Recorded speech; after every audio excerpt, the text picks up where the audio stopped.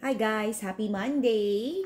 Today is October 14, time check 7:20 ng umaga. Yung mga bagets ay tulog pa dahil walang pasok ngayon.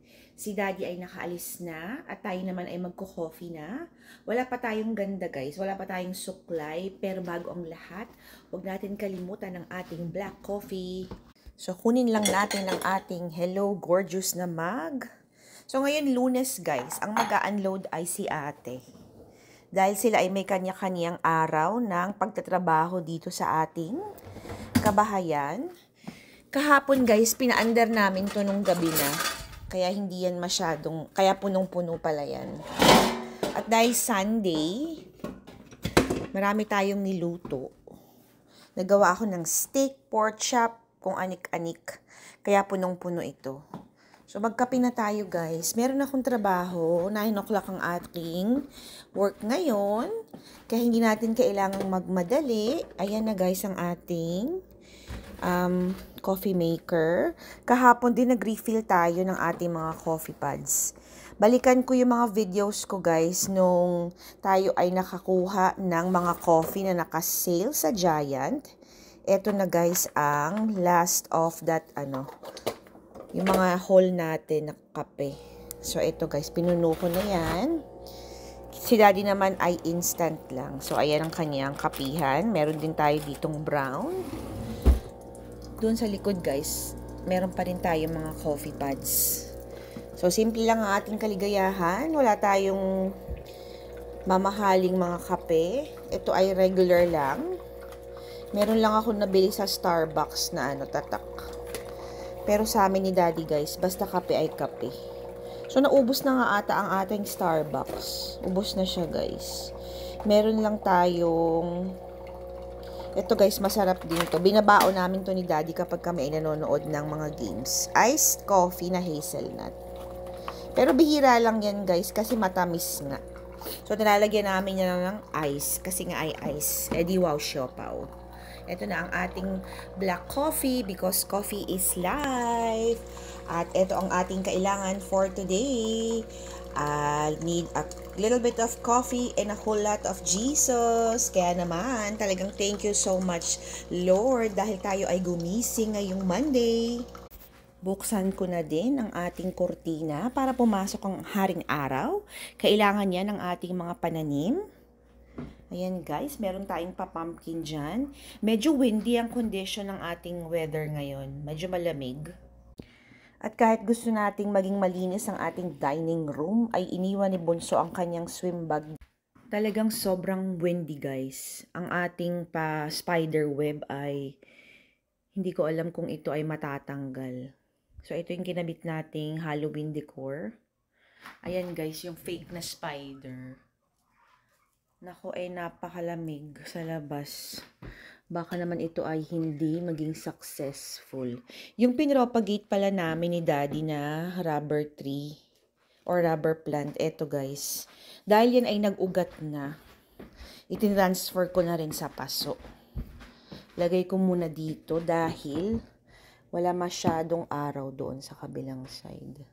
Sana naman ay mabuhay. Nag-propagate din ako ng sedum from cuttings dahil naglinis kami ni Daddy ng likuran. Tinanggal ko yung ating sedum, guys. Ito na ang ating gubat na mapanglaw. Di ba nakakatuwa sa loob ng bahay, guys? Meron tayong nakikitang mga greeneries. Yung ating mga alaga ay nanghihingi na ng pagkain. Ito yung ating elephant ear. Katabi na ang ating yucca plant. So, ito naman yung ating siling labuyo, courtesy of my neighbor. Ayan. Naaamoy ko na guys yung ating coffee. So, tayo ay kumain na. Dito kasi guys, mas maraming araw. Ayan. So, lagay muna natin dyan yan. Tapos mamayang hapon, nililipat ko na yan ng lalagyanan. Babalik natin siya doon. So, ito ang ating living room condition. Napakadumi. May mga kalat pa dyan guys. Yan ay pagkain ng ating mga guinea pigs. Pero okay na okay lang yan. Ito ay temporary lang naman. So pag spring and winter, dahil wala naman masyadong halaman dito. So malalagay natin yan sa corner. Ito guys, tingnan nyo ang ating Thanksgiving Christmas tree or Thanksgiving tree. Ito ay umiilaw up to 8 o'clock ng umaga. Tapos sa gabi naman, automatic yan bubukas ng mga 5 p.m. So ito ang ating view everyday. Nakakatuwa. Ang lakas makahappy. So pag wala akong trabaho guys, dito lang tayo nagko-coffee katabi ng ating Thanksgiving tree. Tingnan nyo, napakaganda ng kulay guys. Sobrang ganda. Kasing ganda ninyo. Charot. Ay di wow, siopaw. Talaga namang give thanks to the Lord dahil tayo ay ginising ngayong Lunes. Yan. Bago pa lumamig ang ating coffee, tayo ay magkape na. So ngayon guys, ang aking trabaho ay 9 to 3:30. Inom na tayong coffee. So dahil meron nga tayong trabaho ngayon, pati na rin si Daddy, ay hindi ako makakapagluto ng lunch. Kaya naman itinodo na natin kahapon ng ating luto serye. So ito yung steak ni Bunso. Nagluto tayo ng kanyang T-bone steak. Ito ay leftover pa. And then si ate naman ay nag-grill tayo ng pork chop. So yung pork chop ay 4 na malalaking slab. At hindi naman niya naubos ni Daddy. Ito pala guys ay short ribs.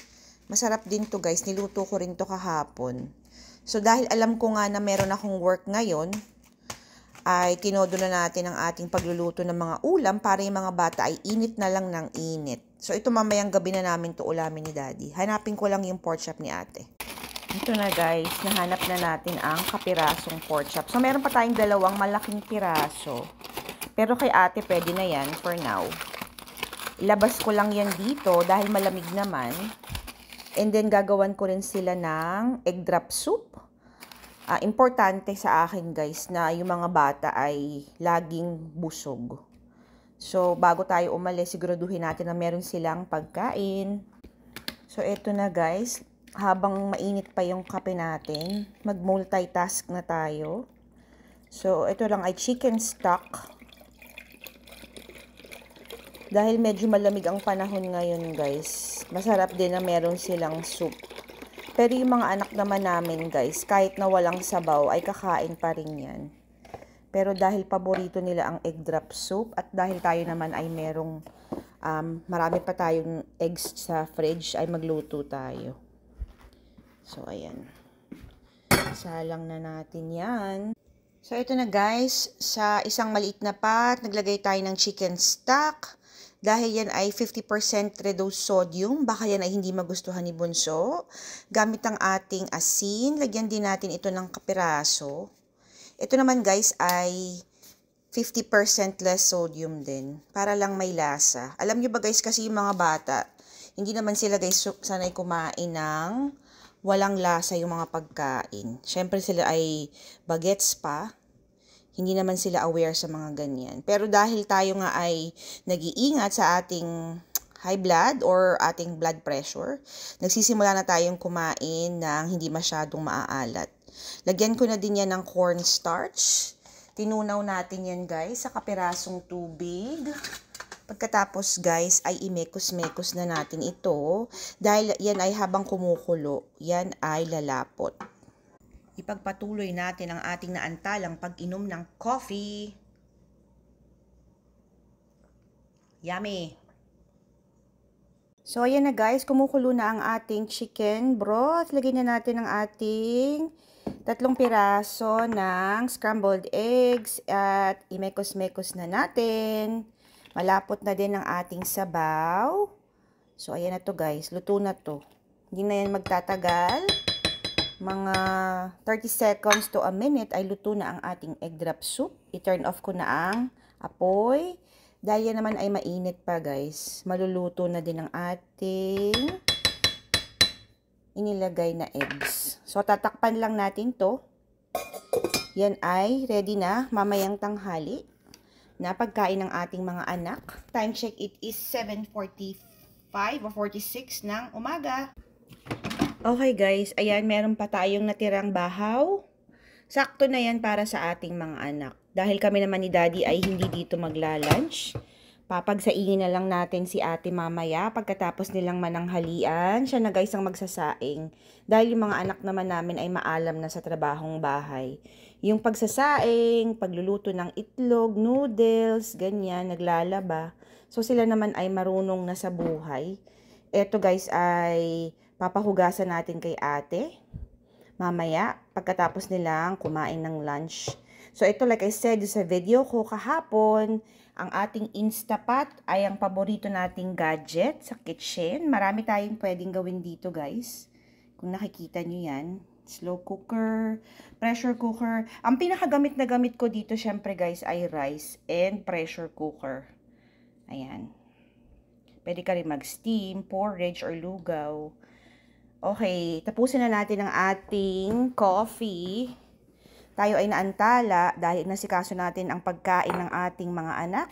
Nailabas ko na din ang kanilang steak and pork chop para hindi na sila maghahagila pa sa fridge. Dahil alam nyo na ang mga kabataan guys, lagi na lang silang walang mahanap. Kaya kailangan nila ng saklolo ng nanay. Tapusin na natin ang ating black coffee. Magfa-fasting tayo today dahil tayo ay nasobrahan ng kain kahapon. Hindi pa naman ako gutom guys. So sa trabaho na lang tayo kakain, okay? Balikan ko kayo mamaya pagkatapos nating mag-prepare. Hi guys! Happy Monday! I'm back! Tapos na tayong magtrabaho. Actually ngayon ang aking first day ng aking bagong trabaho. At tingnan nyo to guys. Suot-suot ko ang t-shirt na ginawa namin ni Daddy. Napakaganda at napaka-presko sa katawan dahil ito nga ay cotton. Ito guys ay sarili nating design. And then, in-iron on natin dito sa ating cotton shirt. Time check, it is 2:30 ng hapon. Nagsimula tayo magtrabaho ng 9 to 1:30. Pumunta muna ako sa store para bumili ng gatas ni Bunso at ice cream ni ate. And then, pagdating naman natin sa bahay ay dinala natin si ate sa CVS para sa kanyang picture for the passport. Dahil siya ay magpaparenew ng passport sa 1 linggo. Anyway guys, ngayon ay nagluluto na tayo ng ating ulam for tomorrow. Nakabili ako ng corned beef brisket. So yan ay pinipressure cooker na ni Daddy. And magsha-shower lang tayo ng mabilis. Naligo tayo kaninang umaga. Kasi guys, pag umaga, mahirap yung buho ko, may sarili siyang pag-iisip. So, hindi siya sumusunod. Kaya tayo ay nag-shower. Magsha-shower tayo ng mabilis. Bukas guys ay Tuesday. Magtatrabaho tayo for our home health na trabaho. Tatawagan natin ang ating mga pasyente for tomorrow. Yan lang muna for today's video. Remember, family time is the best time. And every gising with your family is always a blessing. God bless everyone. Bye! Flexing my shirt. Thank you so much.